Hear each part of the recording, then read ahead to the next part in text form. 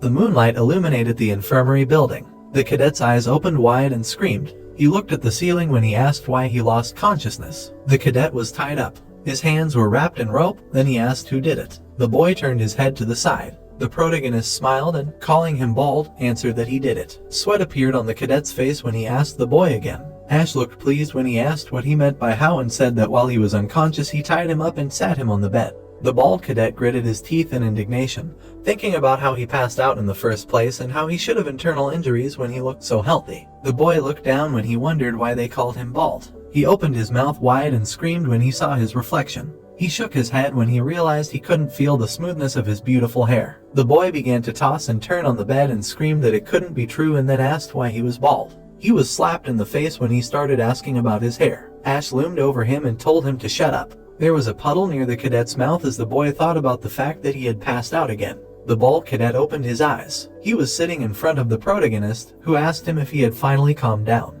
The tied-up cadet frowned and mumbled something. Ash looked sternly in front of him and asked him what he was even trying to say with a gag in his mouth. The tied-up cadet looked away in fear as he thought about how this guy had seemed so naive to him when he first saw him at the ceremony, and how he couldn't believe that the cadet was actually like that. Ash had an ominous aura as the bald boy thought about who he even was. A knife blade flashed in front of him as he was asked how he thought Ash had survived until now. The protagonist looked at the knife and explained that crudes like him were always trying to poison him or otherwise kill him. His hand tightened on the handle of the knife as he asked the cadet how many times he thought he had tried this. He brought the blade to the bald boy's neck. Ash smiled sweetly and said that he knew he had played with it before, then asked if he knew how painful it would be to have a knife stabbed into him, adding that he could even die. The blade flashed against the cadet's skin as Ash said that he couldn't speak right now, then asked who had made him do this, adding that it was sabotage. Bruce sat in front of him, trying to say something. The protagonist removed the gag from his mouth, then he coughed. Ash stood in front of the tied-up boy as he ordered him to speak. The bald cadet opened his mouth slightly and asked what he was talking about.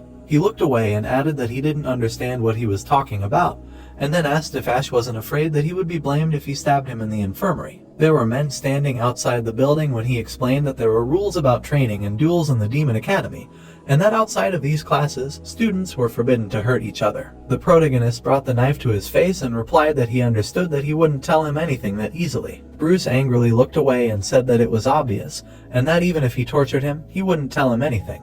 The cadet smiled, thinking that he was interested in what he was thinking, what he could do, and that he probably didn't expect him to be so strong. The protagonist punched his hand and asked about what they needed to check if he would open his mouth or not. He shoved the rope into Bruce's mouth. Ash walked away from his bed and told him to wait there for him. He sat behind the tied-up guy and explained that where he lived there wasn't much, but here there was so much. There were needles in the container, then Bruce wondered what he was going to do with them. Ash looked askance and laughed creepily. The tied-up guy looked away in horror. His arms were grabbed. The protagonist stood behind him when he asked if he was afraid, since he was clenching his hands so tightly. Then the bald cadet thought about how someone without martial arts skills could be so strong. He looked behind him and wondered why he was trying to open his arm and what he wanted to do. A needle flashed in the guy's hand when he said it would hurt a little. He stuck the needle under his nail. Tears poured out of Bruce's eyes, and he screamed. A needle flashed when he was asked not to overdo it. His legs hit the bed, and strange sounds were heard. The tied-up boy closed his eyes, crying and mentally begging for his suffering to end. Blood was trickling down his fingers as Ash said that he would not talk even under torture. The protagonist smiled ominously when he asked him to think about it as he took revenge. The sounds of wailing were heard from the infirmary building. The tied-up hands were covered in blood. The cadet lay with a gag in his mouth. Ash was behind him, asking if it hurt a lot and said that he had passed out twice. The bald guy looked away in fear when he was asked if they should move on to the other hand. He sat with his back to the cadet and shook his head. The protagonist looked forward in surprise and asked if he really felt like he was ready to talk. He took the gag out of the cadet's mouth and said that he should have done that right away. Ash looked at him smiling as he thought about how crazy this guy was and how he would have died or gone crazy after all this, so he should just tell him.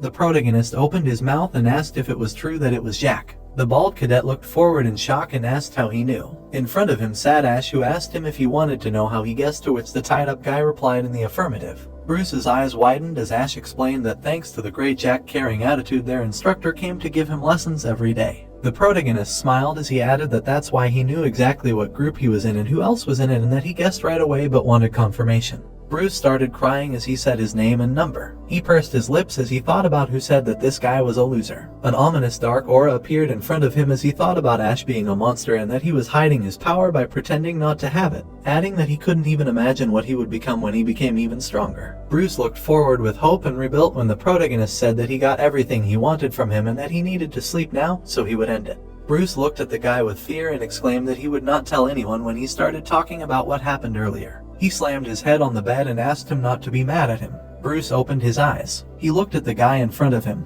The protagonist hit him in the temple. The bald cadet stared ahead in confusion, wondering if this was a neutralizing technique. Sweat began to appear on his face. He rolled his eyes thinking that he thought he didn't have a nig on. The protagonist clenched his fist as Bruce realized that this bastard had tricked everyone. So, friends, this chapter comes to an end. What will happen next? We'll uncover it in the next chapter. Don't forget to rate this chapter out of 10 in the comments. We'll see you in the next video. Until then, take care and goodbye. Don't forget to like the video and subscribe to the channel.